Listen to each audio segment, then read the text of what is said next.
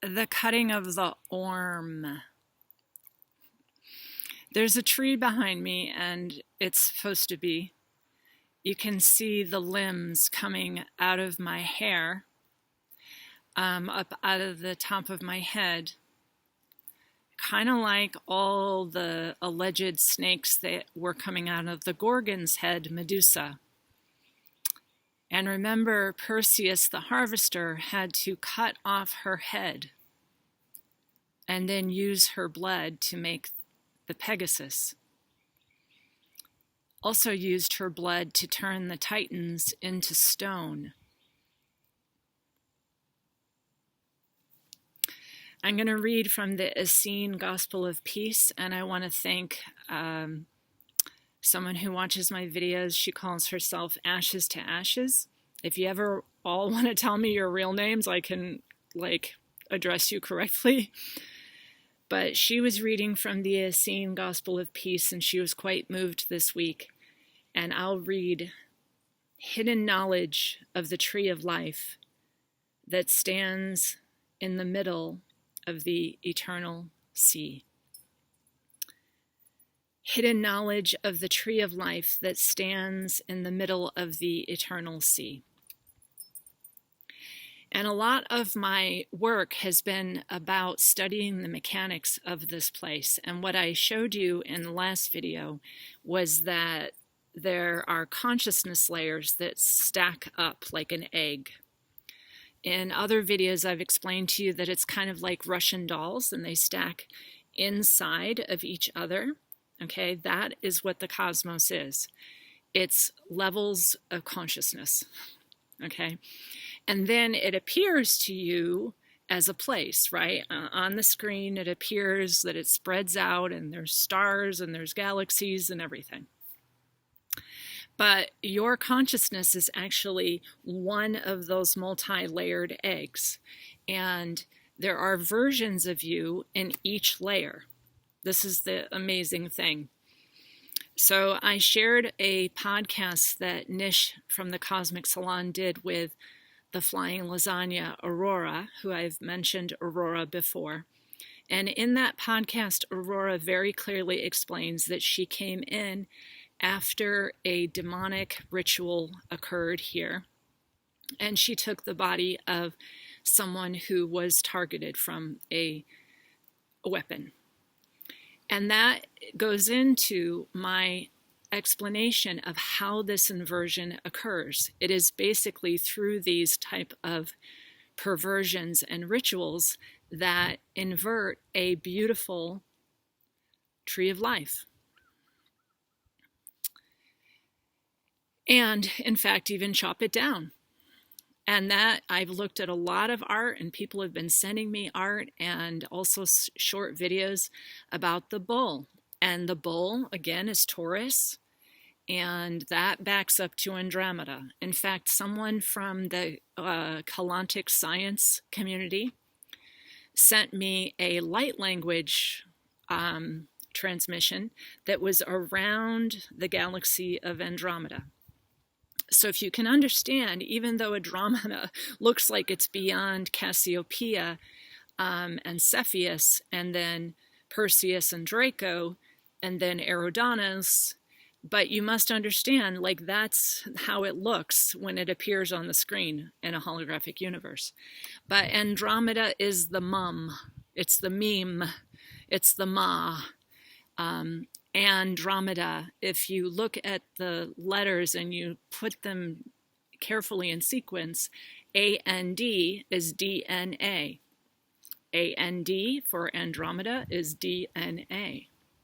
Okay, and that's one of our origin places in this cosmic egg that stacks up. And it's a little bit windy here, so you might get some wind interference. And in that case, you have to turn on the translation thing and try to hear my voice, because I need to do this outside so you can see a tree. This is a oak forest, and I live in a 5-acre plot that is full of these magnificent ancient oak trees. So the hidden knowledge of the tree of life that stands in the middle of the eternal sea. The eternal sea. You are the tree of life. You. It is you that is the tree of life, and particularly your DNA that is the tree of life. And so the cutting of the orm, which I'll get into, which is Tracy Twyman's work, has much to do with the number 13. And when I was using the Paleo-Hebrew, remember I told you to pay close attention, and I put this as a post in my community page, to the number 13. Because again, we've got the prime mover is a bull, number 1. And if you go down to the 13th, it's Mem, Ma, which is water. And in the Paleo-Hebrew, it's the blood of the baptism. All very interesting to me. So 13 is the number of moon cycles that we are supposed to be organized under, not the sun cycles, but the moon cycles, because then that creates a perfect symmetry to the year. The other thing in Tracy's book, which was so phenomenal, The Cutting of the Orm and The Secret Calendar of the Priory of Sion, is that they are still on that calendar. They use that calendar, and they've given us a solar-based calendar. The other thing that has happened since the fall of Atlantis is that the earth has moved. So after Tiamat was destroyed and the fallen angelics came from the seventh heaven, which is Mars, and I've already discussed this, okay? They came from the second heaven, which is Mars, which is why Elion and his Stepford wives all just want to get back to Mars, because that's where they came from. So this is the story of what has happened here. You're inside of a fallen consciousness that is also inverted and continues to have weird technological interference, very little natural weather, and certainly the light is different. So you should listen to that on the Cosmic Salon, because Nish very clearly asks Aurora, is this our sun? This is not our sun. And Aurora agrees with us. This is an LED light bulb, okay? And it's different. And they basically have brought it down, as far as I can tell. It's like an LED light bulb that's a second dimensional entity, this thing that is our sun. Our sun is back behind this sun. And what I understood, and I've said this in videos, years of videos, that Alcyon was our original sun, which was part of the Pleiades. So you can understand, like, this thing has been stacked and layered.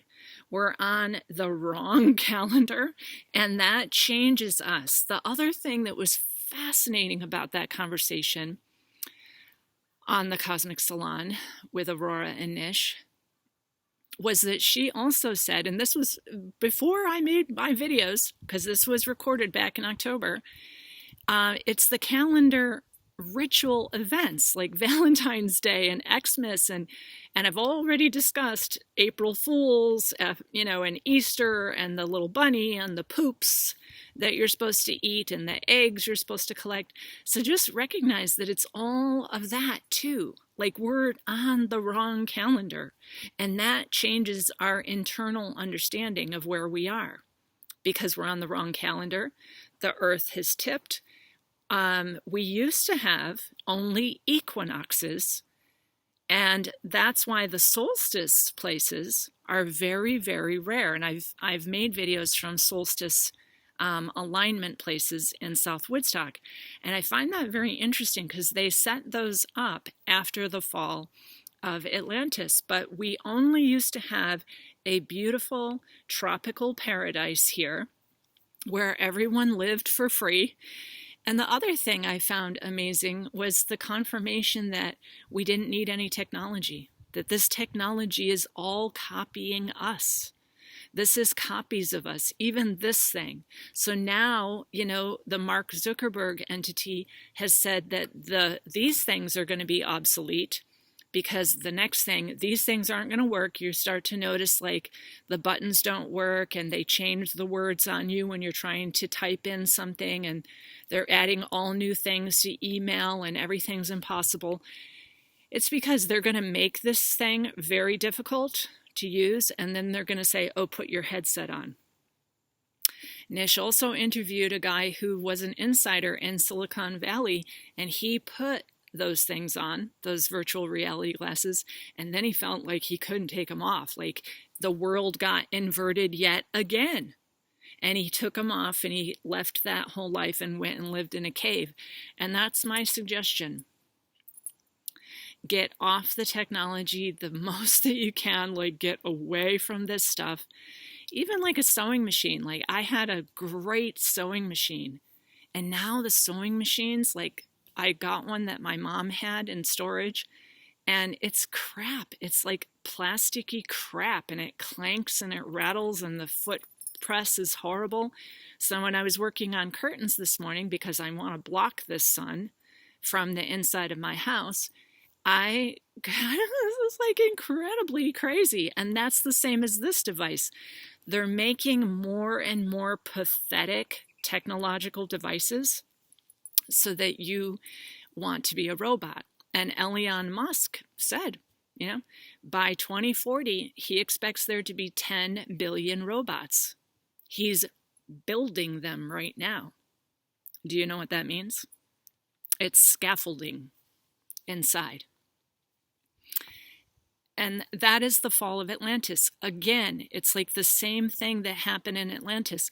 We got convinced by some technologists, some very evil people, and I would say that they were the Anunnaki and the Draco slaves, and we allowed the merger with technology. And that's why we're repeating this whole thing right now, and why it's so difficult right now is because we're going through this loop again. And I've told you, I've pulled this loop back 8 times. This loop I have pulled back again and again to get more people to realize you've got to stay close to nature and get out of technology.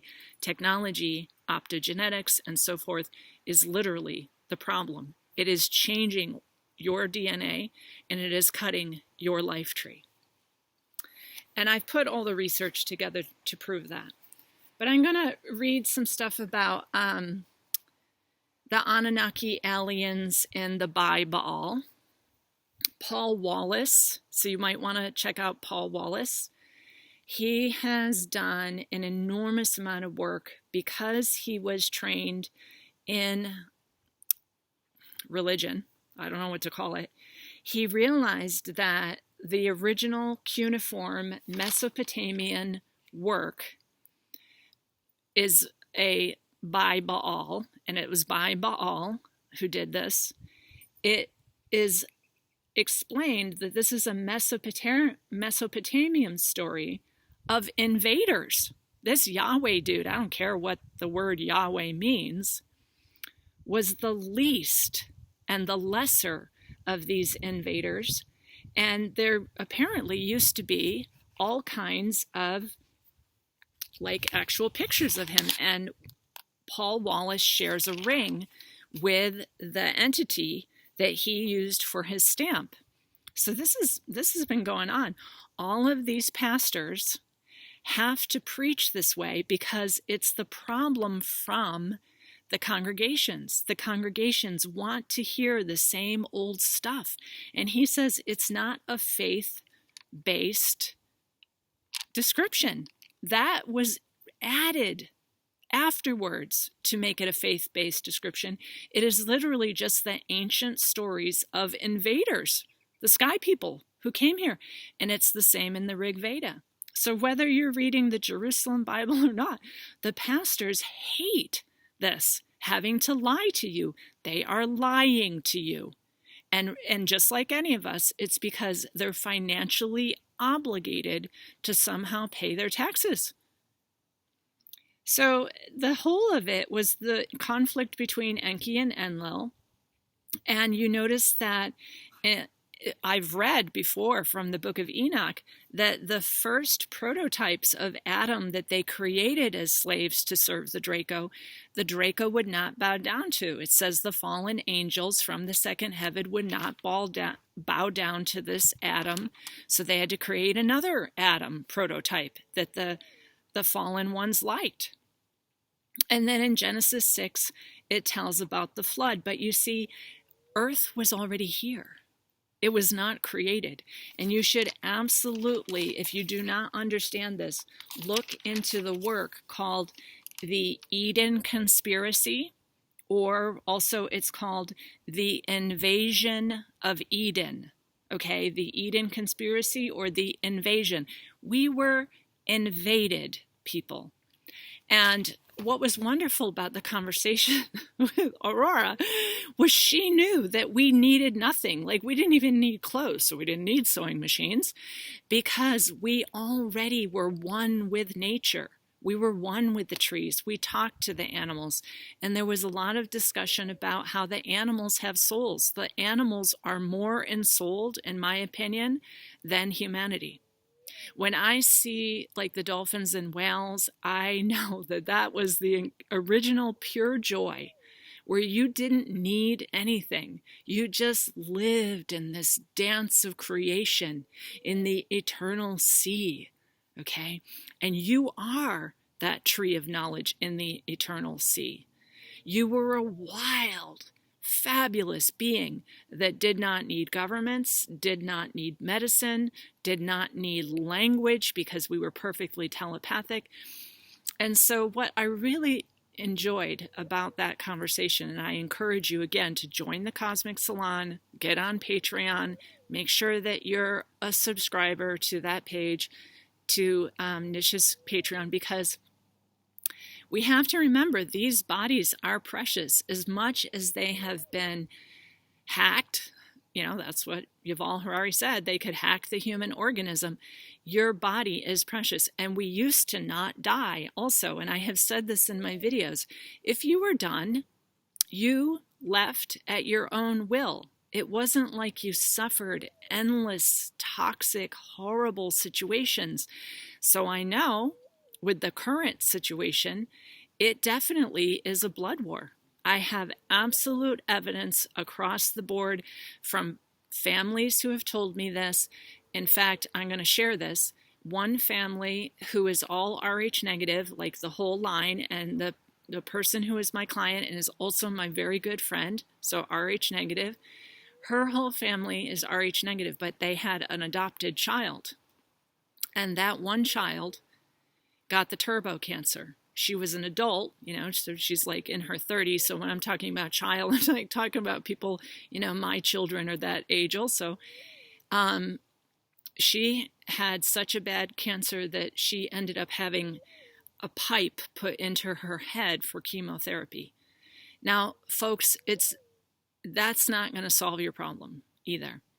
But when you listen to the conversation with Nish and Aurora, that, you know, taking that device into your body is pretty much the most evil thing that you could have done to your body. And I just have to say that.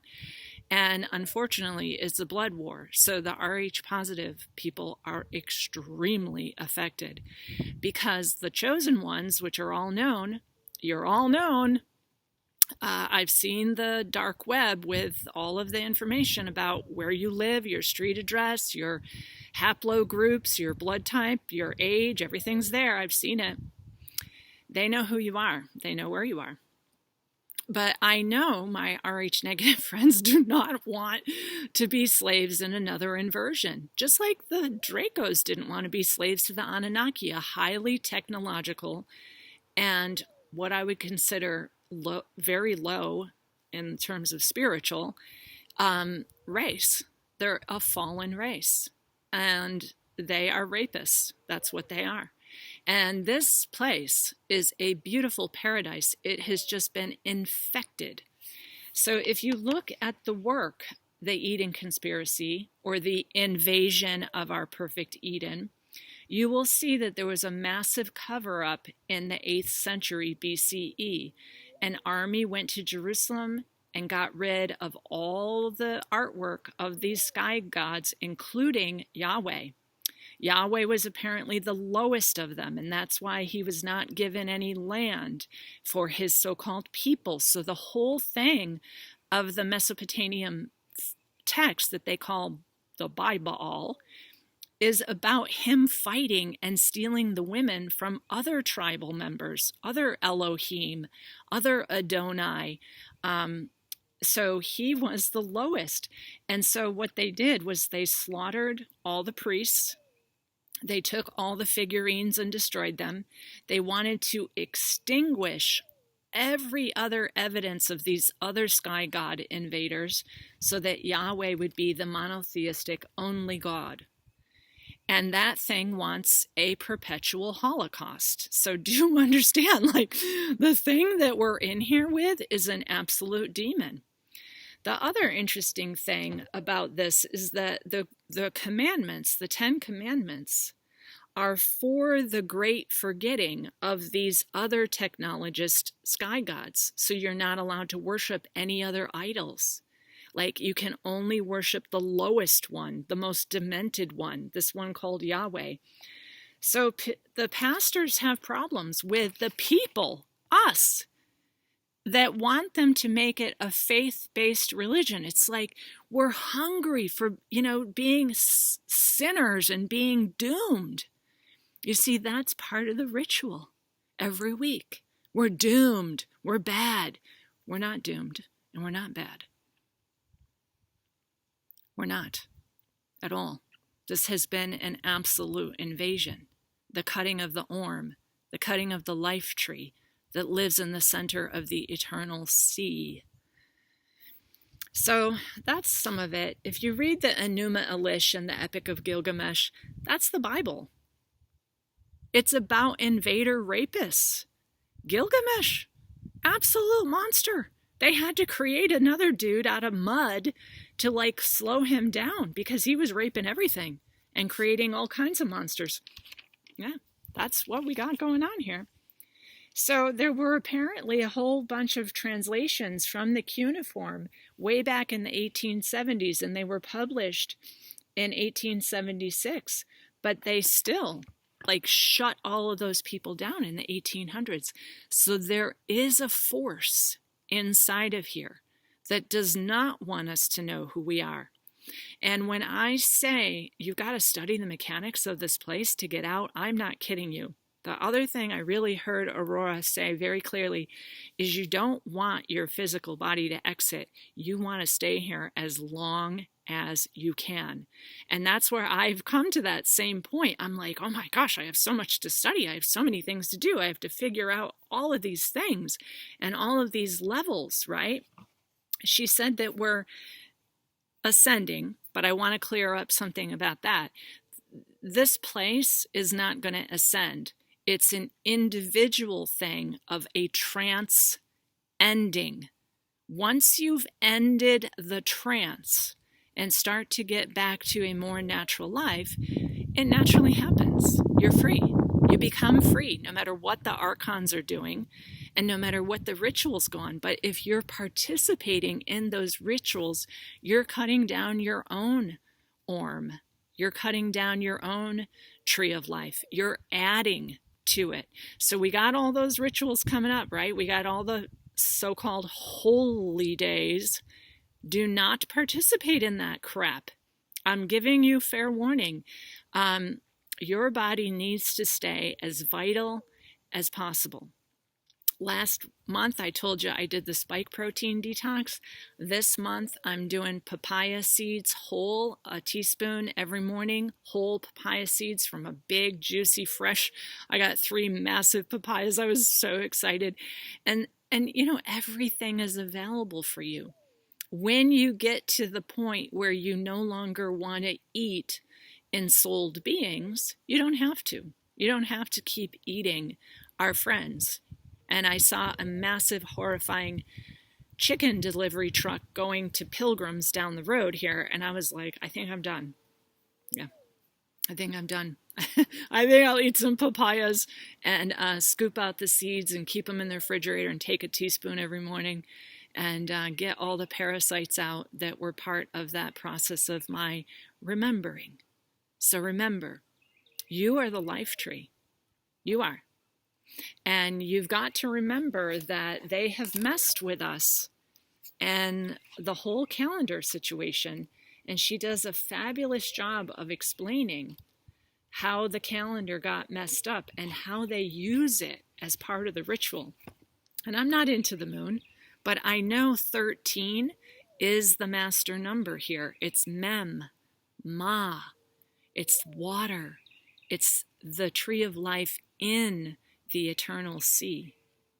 So I hope you have a great March. Venus is going to do her retrograde now, so it's time for you to go deeply within yourself and understand your true nature, which is a divine, beautiful being. Okay, bye-bye for now.